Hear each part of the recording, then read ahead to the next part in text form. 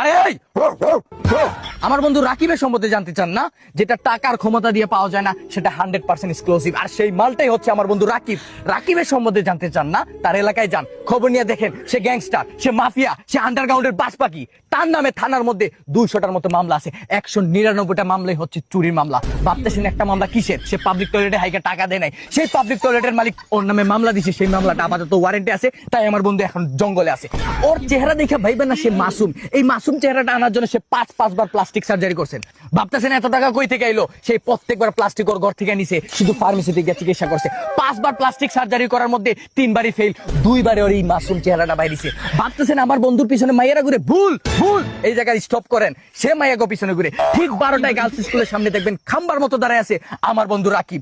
আরো যদি ওর সম্পর্কে জানতে চান আমাকে মেইল করেন, আমি মেইলে জানাই দিব, কারণ সে আমার পাশে আছে, সবকিছু বলতে পারতাছি না। বলে দিছি বন্ধু। কি রে কারে বই যাইলে আর একটা লোক মিস করছো, ওইটা বলতে আসলে রাকিব হচ্ছে এমন একটা পোলা, সামনে যদি 100 জন থাকে আর রাকিব যদি একা থাকে, তাও রাকিব ভয় পায় না। কি কে আসিল? আরে 7 তারিখ যে তোর বিয়ে ঠিক হয়েছে না, তোর হবু শ্বশুরে ফোন দিছে, বলতেছে তোর সম্পর্কে জানতে। বুঝছস, মুরব্বী মানুষ, বাপের বয়সী মানুষ, এই জন্য মনে কর মিথ্যা বলতে পারি নাই, সত্যগুলাই বললাম আর কি।